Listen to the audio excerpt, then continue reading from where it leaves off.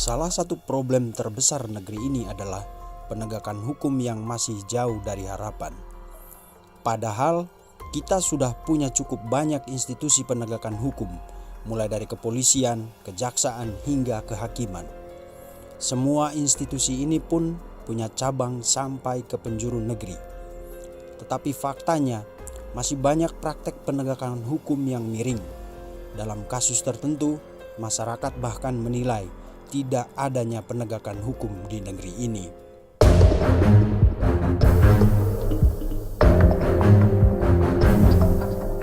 Apa sebenarnya yang terjadi di balik proses yang seringkali keruh ini?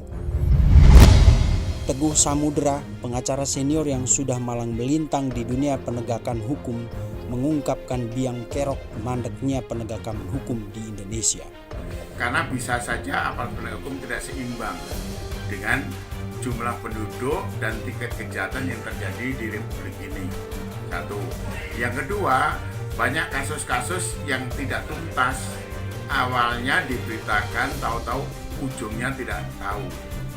Yang ketiga, banyak juga kasus-kasus yang semula hidup risikonya tinggi, lenyap begitu saja tidak ada pemberitaannya. Nah ini apakah ini salah medianya atau salah persepsi masyarakat terhadap penegakan hukum itu sendiri? Tapi pakemnya adalah undang-undang yang mendasari tindakan penegakan hukum itu bagi aparat penegak hukum, baik polisi, jaksa, advokat maupun pengadilan, hakim itu telah ada secara lengkap.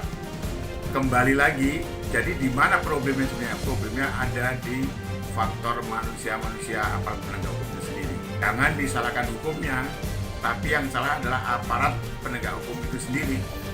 Kenapa? Kesadaran untuk menegakkan hukum tidak menjadi darah daging dalam kehidupannya. Masih saja terjadi hal-hal yang harusnya benar-benar bersikap tegak lurus, ada yang tidak tegak lurus.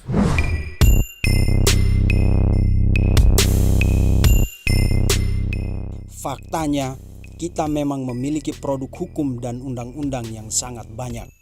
Bahkan Indonesia tercatat sebagai negara dengan rekor pemilik aturan terbanyak di dunia.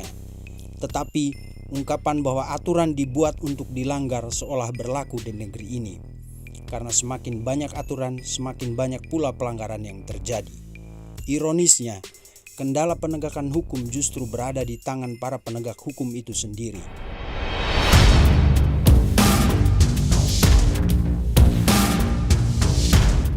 Menurut Teguh Samudra, inkonsistensi para penegak hukum merupakan faktor paling besar yang menghambat tegaknya hukum di Indonesia.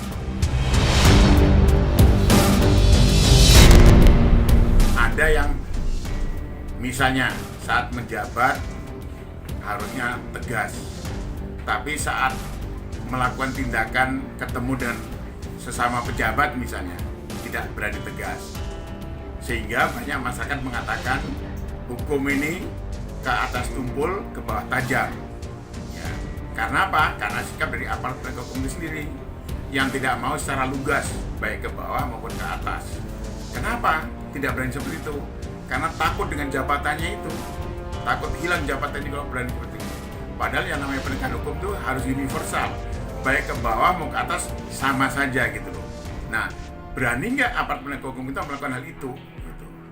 Saya yakin kalau dunia advokat berani, tapi yang lain-lain kan masih dalam satu struktur kan, karena masing-masing aparat penegak hukum tidak berdiri sendiri, masih merupakan satu sistem dalam ketatanegaraan kita. Sehingga kalau misalnya ada yang di bawah ingin melibatkan yang tingkat atasnya lagi, mesti akan mentok dan berhenti. Kembali seperti yang saya suarakan tahun 90-an dulu, untuk bisa meningkatkan penegakan hukum atau agar hukum menjadi panglima di Republik ini adalah bagaimana memperbaiki atau meningkatkan profesionalisme dari aparat penegak hukum itu sendiri, bukan hukumnya.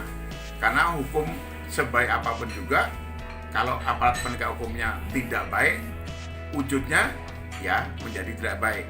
Tetapi hukumnya kurang baik, kalau aparat penegak hukumnya baik, pasti akan menghasilkan yang baik.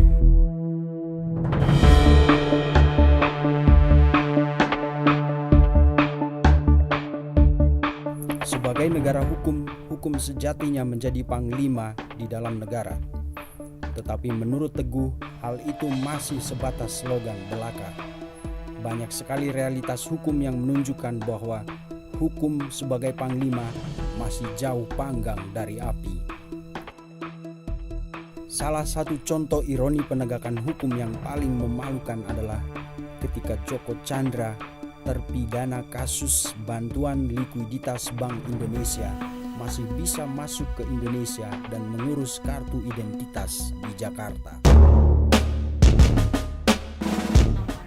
Sekarang kita sering setelah reformasi pingin hukum jadi panglima, tetapi kan masih itu keinginan saja, kenyataan kan tidak.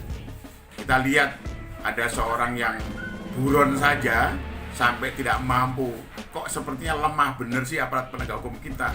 Kurang apa lagi sih kebutuhan atau kelengkapan dari aparat penegak hukum kita sehingga ada orang yang telah dijatuhi hukuman sudah berkontrol pasti, buron, tidak pernah tertangkap.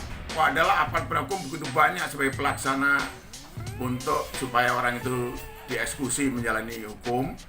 Itu aparatnya banyak, misalnya dari sini yang menjalankan untuk supaya dapat dieksekusi masuk penjara kan kejaksaan, ada kejaksaan agung, ada kejaksaan tinggi, ada kejaksaan negeri, lolos juga nggak bisa juga gitu. Sama juga misalnya ada penjahat, banyak polisi, ada Mabes, ada Polda, ada Polres, ada Polsek, ada pos pembantu kepolisian, juga sulit juga menangkapnya. Ini sebenarnya kenapa sih? Di mana letak permainannya di sini? Kembali lagi kultur daripada para penegak hukum itu sendiri. Sikap inkonsistensi para penegak hukum tidak hanya berdampak pada lemahnya penegakan hukum kita terhadap para kriminal, tetapi juga dalam praktek hukum menjadi tidak adil. Istilah hukum tumpul ke atas dan tajam ke bawah bukan hanya isapan jempol belaka. Ayolah kita sama-sama menyadari kalau kita ingin menegakkan hukum, karena negara Republik Indonesia itu negara hukum, secara konsisten supaya menjadi panglima, kita jalankan dengan tulus, dengan baik, supaya cita-cita hukum itu benar-benar bermanfaat untuk kehidupan masyarakat, untuk kesejahteraan masyarakat, untuk ketenangan dan ketenangan masyarakat. Harusnya itu, keadilan lah harus kita rasakan berlaku untuk semuanya. Jangan misalnya masalah penegakan hukum hanya berlaku untuk kalangan menengah ke bawah. Yang menengah ke atas masa bodoh. Contoh nih di jalanan, yang pakai plat-plat yang nggak benar dibiarkan saja. Yang kita serius tertib ada penerimaan lagi. Ini contoh nih untuk keseharian. Belum yang tindakan misalnya korupsi. Korupsi orang dibilang sulit diberantas, bisa saja kalau semuanya pada mau bisa gitu. Dulu misalnya orang minta orang ngamen di jalan bersih, sekarang mulai ada lagi. Nah, ada. Pedagang kaki 5 makan trotoar misalnya digunakan, masih ada lagi. Satu saat hilang itu anggot-anggotan gitu. Ini yang nggak bagus nih, kenapa mentalnya Dewan Penegak Hukum sendiri. Gitu. Kembali ke sana. Tahun 90 saya tetap menyuarakan itu juga, sampai sekarang ternyata benar bukan hukum yang keliru gitu.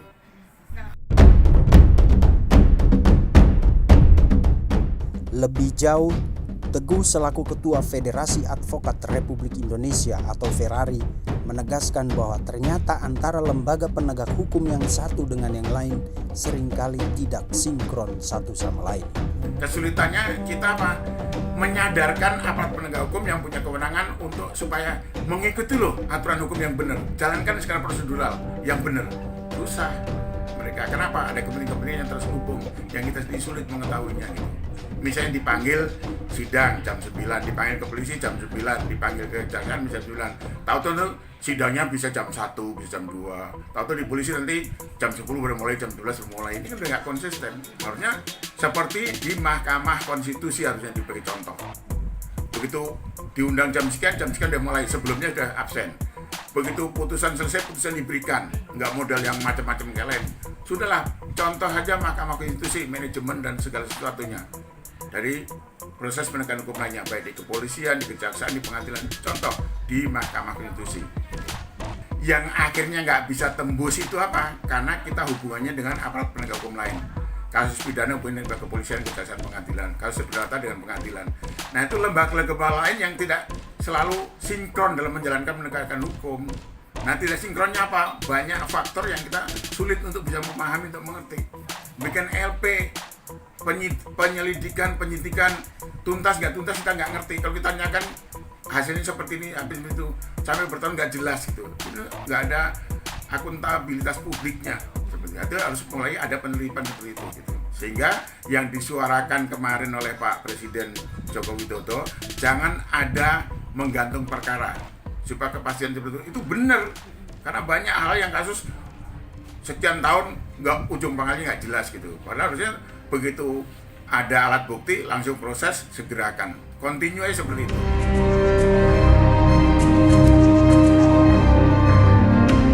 Walau masih banyak kendala, namun selaku praktisi hukum, Teguh tetap optimis bahwa upaya penegakan hukum di negeri ini akan menemukan formulanya yang tepat. Tetapi untuk sampai ke sana jalan masih panjang karena masih banyak yang harus dibenahi. Salah satunya dengan meningkatkan kualitas, kredibilitas, dan profesionalitas aparat penegak hukum. Ada saran sekarang harusnya dilakukan fit and proper test untuk setiap pejabat yang ingin menduduki jabatan yang sangat fungsional itu. Kalau tidak, dia harus memihak kepada kepentingan publik, kepentingan rakyat, kepentingan bangsa dan negara ini. Tidak hanya karena misalnya dengan sistem kepangkatan atau sistem karena orang yang punya pengaruh sehingga penegakan hukumnya lebih lemah, nggak boleh. Kemudian setiap menyelesaikan penegakan hukum harus secara tuntas, tidak hanya cuma ujungnya saja, batangnya tidak, apalagi akarnya. Ini harus runtun semuanya sampai habis. Contoh sekarang kasus Jiwasraya, mulai nih semua diruntut semuanya. KPK nih yang dulu sudah terungkap dari tingkat atas, sekarang ke bawahnya mana, kenapa bisa dibersihkan? Cuma udah kena terungkap, udah masa berhenti di situ aja, apalagi yang melakukan semuanya. Itu harus tuntas semuanya, apa? Harusnya udah dimulai dengan yang paling atas, langsung di bawah akar-akarnya. Nah sekarang kan belum.